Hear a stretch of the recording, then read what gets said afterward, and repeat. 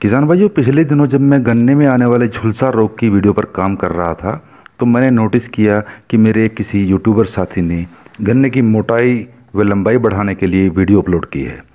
बेशक उनके द्वारा बताया गया फॉर्मूला आपने आजमा कर देखा हो और बेहतर रिजल्ट भी मिला हो। लेकिन किसान भाइयों, मैं यहाँ आपसे कहना चाहता हूँ कि गन्ने की मोटाई व लंबाई बढ़ाने के लिए डाले जाने वाले फर्टिलाइजर्स, मैक्रो या माइक्रो न्यूट्रिएंट्स या ग्रोथ प्रमोटर का बेहतर रिजल्ट इन सभी उर्वरकों, पोषक तत्वों आदि को डालते समय उस स्थान विशेष यानी कि उस पर्टिकुलर एरिया में वातावरण पर भी निर्भर करता है, क्योंकि गन्ने की ग्रोथ के लिए सही तापमान, सिंचाई की पर्याप्त व्यवस्था, वातावरण में पर्याप्त नमी और सबसे बढ़कर समय से होने वाली वर्षा अति आवश्यक है। इसी विषय पर हम आज चर्चा करेंगे। आइए शुरू करते हैं।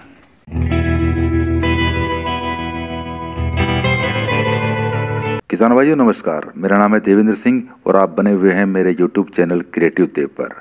किसान भाइयों, जैसा कि आप जानते ही हैं, हमारी गन्ना फसल हो या कोई और फसल, सभी में शुरुआत के 1-2 महीने बहुत ही महत्वपूर्ण होते हैं। गन्ना फसल की बात करें तो इन्हीं शुरुआती महीनों में हमें अपनी गन्ना फसल को अर्ली शूट बोरर से भी बचाना है।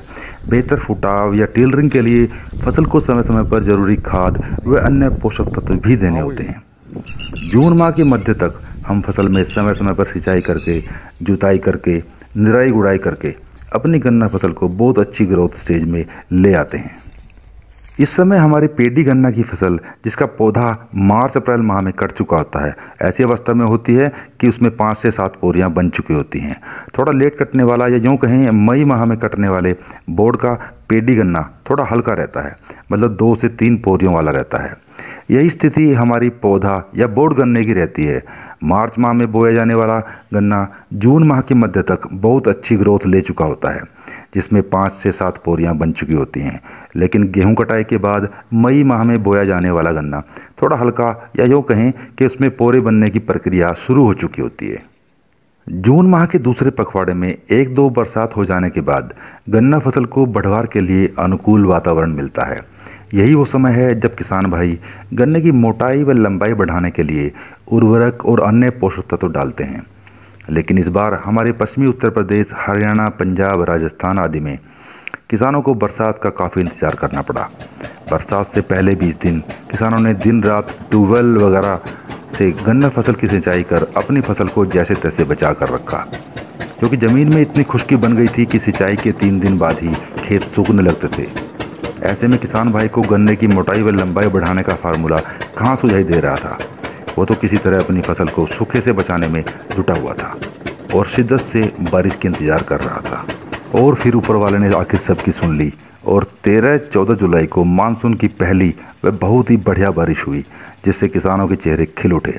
किसान भाइयों, अब वो समय आ गया है जब हम अपनी गन्ना फसल में गन्ने की मोटाई व लंबाई बढ़ाने के लिए जरूरी उर्वरक व अन्य पोषक तत्व की पहली खुराक डाल सकते हैं। किसान भाइयों, गन्ने की मोटाई व लंबाई बढ़ाने के लिए कोई एक निश्चित खुराक अथवा डोज नहीं है, क्योंकि गन्ने की ग्रोथ की प्रक्रिया गन्ना बुआई के समय से ही शुरू हो जाती है।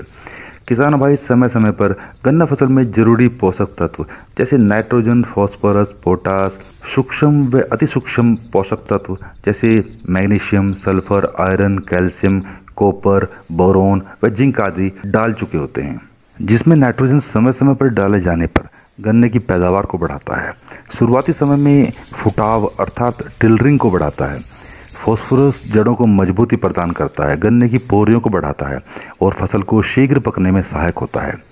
इसी तरह पोटाशियम भी गन्ने की पोरियों को बढ़ाने के साथ साथ फसल के संपूर्ण विकास को तेजी प्रदान करता है। मैग्नीशियम, सल्फर व आयरन प्रकाश संश्लेषण की प्रक्रिया को बढ़ाते हैं, जिससे ग्रोथ की प्रक्रिया चलती रहती है। कैल्शियम गन्ना फसल के पौधे को मजबूती प्रदान करता है, जड़ों को मजबूत करता है, जिससे गन्ने की पोरियों की मोटाई बढ़ती है, जिससे गन्ने का वजन बढ़ता है और पैदावार बढ़ती है। किसान भाइयों, सूक्ष्म पोषक तत्वों में जिंक व बोरोन गन्ना फसल में बहुत ही महत्वपूर्ण हैं, जिनके प्रयोग से पौधे की जड़ें मजबूत होती हैं और टिलरिंग की अर्थात फुटाव की प्रक्रिया तेज होती है। बरसात के बाद किसान भाई 25 किलोग्राम यूरिया, 10 से 15 किलोग्राम कैल्शियम नाइट्रेट, 20 से 25 किलोग्राम NPK प्रति एकड़ के हिसाब से खेत में डाल दें।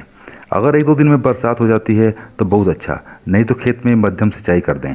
जो किसान भाई इससे पहले गन्ना फसल में सूक्ष्म पोषक तत्व नहीं डाल पाए थे, वो 5 से 10 किलोग्राम प्रति एकड़ के हिसाब से सूक्ष्म पोषक तत्व का मिक्सचर बताए गए उर्वरकों में मिक्स करके डाल दें। बाजार में विभिन्न कंपनियों के माइक्रो न्यूट्रिएंट्स विशेषकर गन्ना फसल के लिए उपलब्ध हैं। गन्ने की मोटाई व लंबाई बढ़ाने के लिए बताई गई ये डोज किसान भाई 1 महीने के अंतराल पर दोबारा डाल सकते हैं। किसान भाई आने वाले दिनों में गन्ना फसल में प्रमुखता से लगने वाले रोग जैसे पोका बोइंग व टॉप बोरर से लगने वाला रोग आदि का भी ध्यान रखें, क्योंकि मौसम में आर्द्रता अर्थात नमी बढ़ने से फंगस जनित रोग पोका बोइंग व टॉप बोरर की वजह से आने वाला रोग फसल पर जरूर आक्रमण करते हैं। इन दोनों रोगों के बारे में विस्तार से जानकारी पाने के लिए किसान भाई ऊपर आई बटन दबाकर मेरी इन रोगों के बारे में बनाई गई वीडियो देख सकते हैं।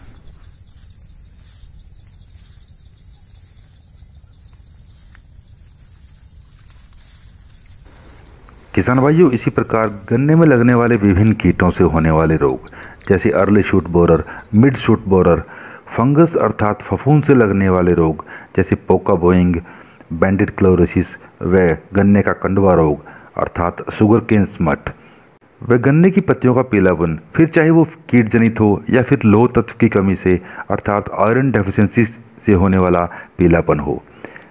पेडी गन्ना फसल में शुरुआती 2 महीने में होने वाला पेडी प्रबंधन व अन्य और बेहतरीन जानकारी पाने के लिए इन विषयों पर बनाई गई मेरी वीडियोस आप अवश्य देखें।